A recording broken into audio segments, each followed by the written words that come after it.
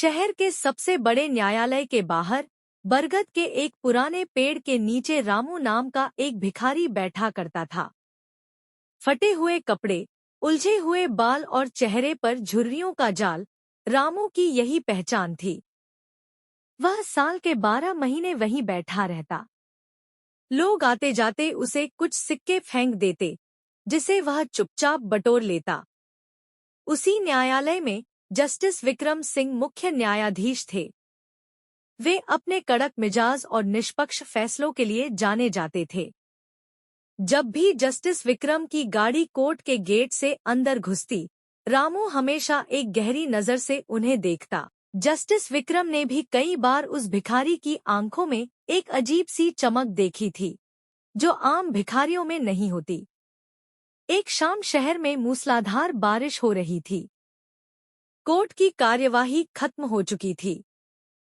Justice Vikram अपनी car की ओर बढ़ रहे थे कि तभी उन्होंने देखा कि रामू बारिश में पूरी तरह भीग चुका है और ठंड से कांप रहा है। न जाने क्यों, उस दिन जस्टिस विक्रम का दिल पसीज गया। उन्होंने अपने चपरासी से कहकर रामू को अपने ऑफिस के बरामदे में बुला लिया। विक्रम ने उसे एक गर्म चाय का कप दिया और पूछा, तुम रोज यहाँ बैठते हो, कभी कुछ मांगते नहीं, बस लोगों को देखते रहते हो, आखिर क्यों? रामू ने चाय का घूंट भरा और धीमी आवाज में बोला, साहब, मैं यहाँ भीख मांगने नहीं, बल्कि न्याय को करीब से देखने आता हूँ। जस्टिस विक्रम चकित रह गए। एक भिखारी और न्याय की बातें? उन्होंने रामू को अपने पास बैठने का इशारा किया और उसकी कहानी पूछी।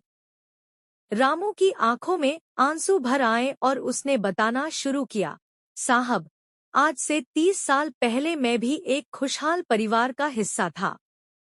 मेरे पास अपनी जमीन थी, एक छोटा सा कारोबार था और एक बेटा था जिसे मैं पढ़ा लिखा कर आपकी तरह बड़ा आदमी बनाना चाहता था। लेकिन गांव के एक ताकतवर जमींदार ने मेरी जमीन हड़पने के लिए मुझ पर झूठा इल्जाम लगा दिया। रामू ने बताया कि कैसे उसे जेल भेज दिया गया। उसकी पत्नी दर-दर की ठोकरें खाती रही और अंत में बीमारी से मर गई।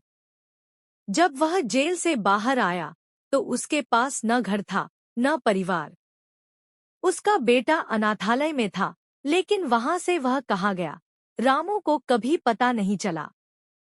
रामू ने सिसकते हुए कहा, मैं तब से हर रोज इस अदालत के बाहर बैठता हूँ।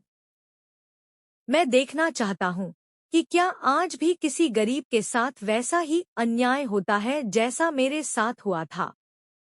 मैं भीख तो बस पेट भरने के लिए मांगता हूँ, असली भूख तो मुझे इंसाफ की है। रामू की बातें सुनकर जस्टिस विक्रम पूरी रात सो नहीं सके। उन्हें लगा कि जिस व्यवस्था का वे हिस्सा हैं, उसने शायद अनजाने में कई रामू पैदा किए होंगे। अगले दिन जस्टिस विक्रम ने अपने निजी सचिव से कहकर उस पुराने केस की फाइलें निकलवाईं जिसका जिक्र रामू ने किया था।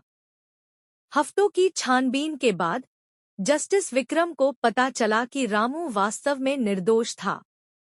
जमींदार ने गवाहों को खरीद लिया था, लेकिन अब वक्त बहुत आगे निकल चुका था।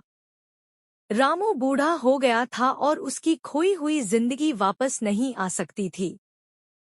एक दिन जस्टिस विक्रम ने रामू को अपने केबिन में बुलाया। उन्होंने रामू के सामने एक पुरानी तस्वीर रखी जो उन्हें अनाथालय के रिकॉर्ड से मिली थी। वह तस्वीर एक छोटे बच्चे की थी जिसके गले में एक काला धागा बंधा था। रामू ने कांपते हाथों से वह तस्वीर उठाई और फूट-फूट कर रोने लगा। यह तो मेरा बेटा विक्की है। साहब, आपको यह कहाँ से मिली? जस्टिस विक्रम की आंखों में भी नमी थी। उन्होंने अपनी कमीज का कॉलर थोड़ा नीचे किया। उनके गले में भी वैसा ही एक काला धागा बंधा था, जिसे उन्होंने बरसों से संभाल कर रखा था। पिताजी। जस्टिस विक्रम के मुंह से केवल यही शब्द निकला। पूरे कमरे में सन्नाटा छा गया। वह भिखारी जिसे पूरी दुनिया तुच्छ समझती थी, वह शहर के सबसे बड़े जज का पिता था। जस्टिस विक्रम वही अनाथ बच्चा थे जिन्हें एक नेक इंसान ने गोद लिया था और अपनी मेहनत से इस मुकाम तक पहुंचाया था।